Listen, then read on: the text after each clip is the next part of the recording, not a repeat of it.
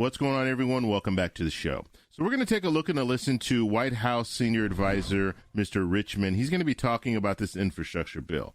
And I like to listen to the different politicians. I also like to listen to messages coming from the White House when it comes to this infrastructure bill, the first infrastructure bill and the second infrastructure bill, because we can learn a lot about where they are when it comes to this bill. And so we're going to take a look and listen to Mr. Richmond. We're also going to take a look and listen to some other politicians in the future. Okay, so let's do a little bit of background here when it comes to this infrastructure bill, the first infrastructure bill and that second human infrastructure bill. That's the $3.5 trillion bill that you're hearing a lot about. So let's talk a little bit about where we are right now. So the Senate passed the first infrastructure bill. It went over to the House. It's sitting in the House right now. So they're focused on the second infrastructure bill as we speak. That will be a budget reconciliation bill. So that will mean that all they need is a majority vote. So in the Senate, what that means is they need 50 Democrats to vote for it, and then Kamala Harris, the vice president, will come in and break that tie, and they can move forward with a $3.5 trillion bill. So you need every vote. And the problem that we saw a couple of days ago is Senator Manchin, who's a Democrat, came out and said, you know what, let's pause on this $3.5 trillion bill. I'm not comfortable with the $3.5 trillion top line number, as well as let's see what's going on with all this other stuff that's happening. We don't know if we might need some assistance in the future. We might not need assistance in the future. So he wants to just put a pause on things right now. Just let's see where we are and then move forward at a later date. Now, that poses a threat because the first infrastructure bill is being tied to the second infrastructure bill. At least that's the way they're talking. At least that's the way Congress wants to move. So you have progressives in the Congress, you have progressive Democrats, you have moderate Democrats, and they're kind of fighting against each other right now because they're saying, look, we want to move forward. The progressives want to move forward with both bills. The moderates want that first infrastructure bill to go through and then move forward with that $3.5 trillion bill. However, right now, you're not hearing any Republicans talking about the second infrastructure bill. As far as the first infrastructure bill, you do have some politicians talking about it, some Republicans talking about it, and some Republicans that voted for it in the Senate, but we don't know what's going to happen in the House. So let's go ahead and play this clip here, and we'll talk along the way. Here we go. You know, the destruction really does highlight the need to counter the consequences of climate change.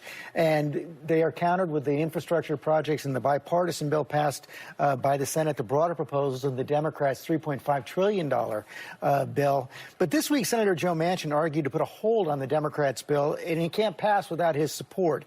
Doesn't that put both proposals at risk? We're going to keep working on both proposals. If, you know, people have said from the beginning that both. Now, just quick note, he did not answer that question, right? Doesn't it put both of them in jeopardy? I believe it does. And he doesn't answer the question, so he probably realizes that, yes, it does put them both in jeopardy. Proposals were dead on arrival. People said that they would meet challenges. Well, that's what we do as an administration. We meet challenges, we keep working, we keep our head down until we get things done. And we saw that with the American Rescue Plan, and we're going to keep doing that with the infrastructure bill. But people should see now more than ever how important it is to have resiliency and to shore up our electrical grid and invest in our infrastructure. And then on the reconciliation bill, the Build Back Better bill, it's important to address climate change. These once-in-a-century storms are starting to come almost every other year. They're bigger, they're stronger, they wreak more havoc. If you look at New York, New Jersey, and Pennsylvania, people should see what the climate change is doing, and we're going to address that in our legislation. And the president created this legislation over a year ago. So he was ahead of this, and now we just need Congress to come along with us so that we can protect the American people and then invest in them. But you read Senator Manchin's op-ed. He said he's not for it. He says $3.5 trillion is too much. He's not going to vote for it. It can't pass without him. Look, Senator Manchin is a valued partner. We're going to continue to work with him, but we're also going to continue to push our agenda. And part of this, George, is just the sausage-making process, and it just happens. And this is happening in public view, but it's not abnormal for this to happen in the legislative process, and we're still full steam ahead on trying to get our legislation passed. Isn't it also going to be harder for the president to get this passed now that he's got a majority disapproving, according to our latest poll, of the job he's doing as president? No, I don't think so. I think what really will happen is people will start to realize what we need, the challenges that we're facing. We have to really take an assessment of what the American people are dealing with right now. They're dealing with the Delta variant. They're dealing with Hurricane Ida. They're dealing with a number of things, and we're meeting the challenges, and I think people appreciate that. Does it always bear out in poll numbers? Maybe, maybe not. But I've seen, and I've done this a very long time, the leadership that the president providing is appreciated, will be appreciated more. And you get ups and downs, and we're not worried about poll numbers. We're worried about the 1.2 million people in Louisiana that didn't have electricity. We're worried about the people in New York and New Jersey and Pennsylvania that are going through it. So this has never been a president who worried about himself.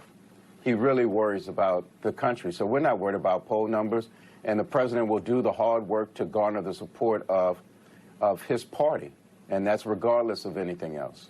Okay, so that was Mr. Richmond. Now, when it comes to polls, I think Afghanistan has a lot to do with the reason why his poll numbers are down. I don't think it's the other things that Mr. Richmond was talking about. I think the main focus at this point is Afghanistan and getting the rest of the Americans out of Afghanistan. Even though we've already left, there's still some Americans that are there. I think that is really putting a lot of negative press out there and on the White House, and that is hurting his poll numbers.